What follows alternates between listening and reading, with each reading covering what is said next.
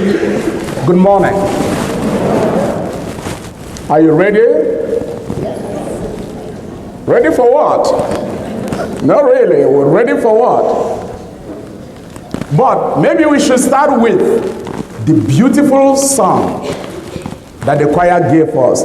Let us go rejoicing into the house of God. Wasn't that beautiful? Hello, for those who were paying attention, wasn't that beautiful? Yeah. Thank you. It was beautiful. But if you pay attention to it, let us go rejoicing. Not let us go being crabby. He never said that. Let us go rejoicing into this temple, into this beautiful house of God. I know some of the young people here, I'm sure you have preferred to keep sleeping,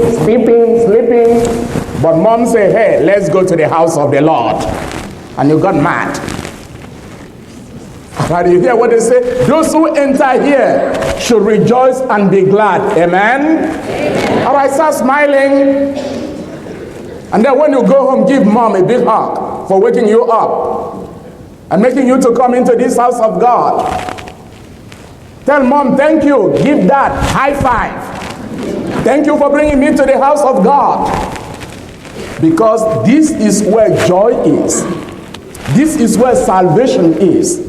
This is where we behold the face of God, just like in David. My dear friends, one thing we saw in that song was what? The excitement for people who are ready for the Lord. Why I was asking you, are you ready? Honestly, did you see what happened on Thanksgiving evening? The day before what they call Black Friday. Did you see people, believe me, I don't know whether it happened here in Crystal Lake, but in the Chicago area, people did not even allow the turkey to sit down. You could hear them, I'm going. Where are you going? They are ready to go to Macy, JCPenney's, Best Buy, Kmart, Walmart. But did you see the excitement? And by the way, many of these stores were supposed to open on Friday, but people were already there on Thursday night. My friends, I don't know if you moved outside. Thursday night was cool. Very cool. But in spite of that, honestly, you saw people lining up. Lining up. And you see what I saw in them? Many of them were like hopping, jumping, being so excited for what they want to get. Maybe TV, maybe iPad, maybe iPod, maybe the ice we were talking about last week. But you see the excitement. Honestly. The joy. And then what do you see on Friday? At least I saw this television. As soon as the stores were open and these guys entered, once they picked what they wanted, oh, you see all of them like dancing for what they had. My dear friends, these are people, honestly, who knew what they wanted and they got it. Can we transfer the same into our spiritual life? As these people were prepared from the day of Thanksgiving to go into Best Buy or Walmart to get what they wanted, honestly, do we do the same in our spiritual life? That is the reason the church is asking you today, first Sunday of Advent, are you ready? Are you excited? Are you prepared to go out and welcome the Messiah? Are you prepared? Because there are two ways the Messiah comes. Christmas and what we call the parousia. The parousia means the second coming of Jesus. When he will come from the clouds of heaven as he said in the house of the apostles, with trumpet blast, are we ready to meet him? We will be excited to see him. My dear friends, how can we be excited, honestly, if our lives are not longing for him? If we are not, like King David said, like the deer that yearns for running streams. If we are not like what St. Augustine said, our souls will always be restless until they rest in the Lord. Are we ready for him? Yes, Christmas is coming. He came as a baby. He came for our salvation.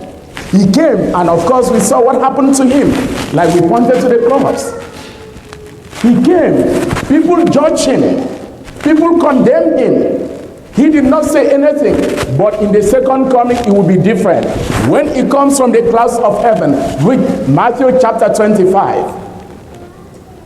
My dear friends, those who know him, those who were the sheep, those who followed him, those who allow him to be their shepherd, they have nothing to fear. That is why when we come here, there is something God is telling us in the readings. Do not take anything for granted. And in fact, Jesus, who will come again in glory, is warning us in that gospel. You know, my friends, there is a tendency, honestly, for people to do things. Oh, my friends are doing it, especially you teenagers who are here. Oh, my friends are doing it. I want to do that way. I want to go that direction. Oh, my friends are not studying. I'm not studying. You know what? Have you ever asked yourself a question? How is it that your friend who said, I'm not going to study, I don't like that subject. Honestly, the test comes and he gets A, and then you get a D. Because your friend, even though he says that, but maybe as he gets on, he says, no, I'm not going to waste my parents' money. I want to succeed. I'm not going to allow alcohol to bring me down. But when you guys talk, because sometimes you think the more nasty things you talk and abandon your duties, the better you are. And then you go home and sleep. The other one goes home and study. And the examination comes, you fail, and it passes. That is the gospel of today. That is the reason, honestly. Two people will be together. One is taken and one is left. What Jesus is telling you, my friends, let us not fool with the spirit that God has given to us. And the biggest thing Jesus is warning us, don't take anything for granted.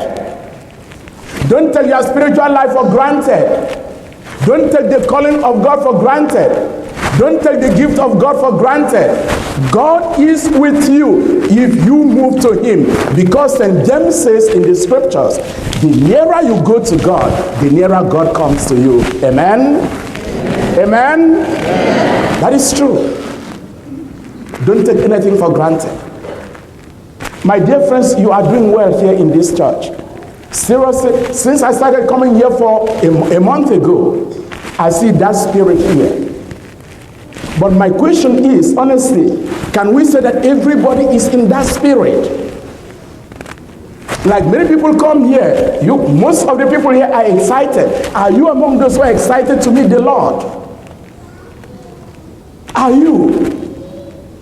My dear friends, I'm not saying that things are perfect with us, but as we have such great a Redeemer, do you trust in him? My dear friends, that if he does not come today to you, he may come tomorrow. If not tomorrow, maybe next year. Do you come here with faith in him? Do you come here that he's coming again to us? As we prepare here, it's not in vain. That is coming with his blessings. Are you ready for these blessings? Don't forget one thing.